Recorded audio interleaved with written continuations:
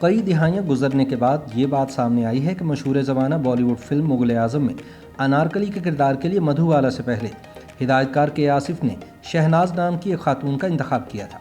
ताहम नवाब ख़ानदान से ताल्लुक़ होने की वजह से शहनाज के भाइयों ने इन्हें अनारकली न बनने दिया और वो गुमनामी में ही दुनिया से चली गई। एक वक्त था जब के आसिफ शहनाज को अपनी अनारकली बनाना चाहते थे, लेकिन शहनाज की असल ज़िंदगी और उनकी कहानी गुमनाम रही।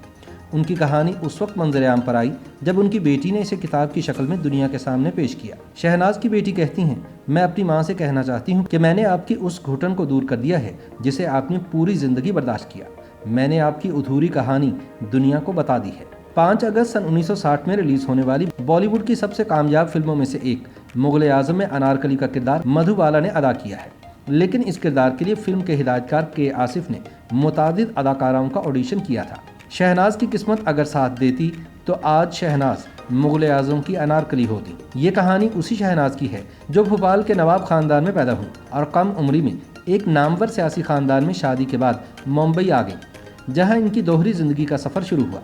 बाहर की दुनिया के लिए इनकी जो ज़िंदगी थी उसमें ग्लैमर था और जवाहरलाल नेहरू और दिलीप कुमार जैसी मशहूर शख्सियात के साथ पार्टियाँ आम बात थी, लेकिन इनकी निजी ज़िंदगी इनकी बेटी के बकौल ज़िल्लत से भरी थी और शौहर के हाथों जिस्मानी और ज़हनी अज़ियतों का शिकार थी। शहनाज अब इस दुनिया में नहीं है, लेकिन इनकी बेटी सोफिया नाज ने अपनी किताब Shahnaz a tragic true story of royalty, glamour and heartbreak में मुग़ल आज़म के ऑडिशन से लेकर इनकी ज़ाती ज़िंदगी की कहानी बयान की है। मुंबई आकर शहनाज ने शौकिया तौर पर थिएटर में काम किया और इन्हें एक ड्रामे में अनारकली का किरदार अदा करने का मौका मिला। शहनाज की बेटी सोफिया बताती हैं कि हिदायतकार के आसिफ वो ड्रामा देखने गए थे कि आसिफ को एहसास हुआ कि इन्हें अपनी वो अनारकली मिल गई है जिसकी इनको तलाश थी, यानी खूबसूरत चेहरा, सुरीली आवाज़, दिलनशी लबो लहजा, उर्दू पर महारत और वही सादगी और गुरूर। सोफिया के बकौल के आसिफ इनकी मां को फिल्म के सेट पर ले गए। वो बताती हैं कि उनकी वालिदा के पास एक भोपाली जोड़ा था, खूबसूरत जेवरात भी थे।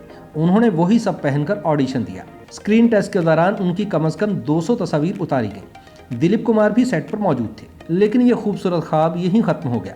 शहनाज का ताल्लुक शाही ख़ानदान से था। जब इनके भाई को मालूम हुआ कि वो फिल्मों में काम करने जा रही हैं तो उन्होंने के आसिफ से तस्वीर छीनी और फाड़ कर फेंक दी। भाई ने कहा कि हमारे पूरे ख़ानदान में किसी ने आज तक ऐसा काम नहीं किया है।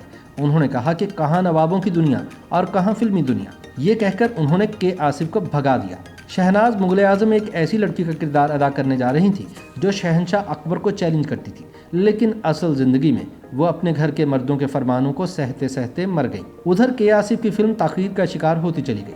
पहले नरगिस और फिर नौतन को अनारकली बनाने का सोचा, मगर बात ना बनी। हत्ता कि हिदायतकार के आसिफ ने अखबारात में इश्तिहार भी दिए। कहते हैं कि नौतन ने के आसिफ को सलाह दी थी कि मधुबाला इस किरदार के लिए इंतहाई मौजू होंगी।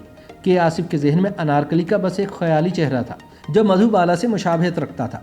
मधुबाला में उन्हें अनारकली का अक्स दिखाई देता था, लेकिन एक और फिल्म में काम के दौरान इनके मधुबाला के वालिद के साथ ताल्लुकात ख़राब हो गए थे, जिसकी वजह से के आसिफ ने मधुबाला को इस फिल्म की ऑफ़र ना की। ताहम के आसिफ की खुशकिस्मती कि कुछ ही अरसे बाद मधुबाला ने खुद उनसे मुलाकात करके अनारकली बनने की हामी भर ली। इस तरह शहनाज, नरगिस और नौतन के बाद मधुबाला अनारकली बनी और इसके बाद इनका किरदार अमर हो गया। के आसिफ को अपनी अनारकली में हुस्न, हिम्मत, गुरूर, नफासत, आदाब व अंदाज, बेहतरीन लबो लहजा और अदाएँ चाहिए थी जो इन्हें आखिरकार मधुबाला में मिली। बेहद बीमार होने के बावजूद जिस खूबसूरती से मधुबाला ने खुद को अनारकली के किरदार में ढाला, उसके किस्से आज भी मशहूर हैं।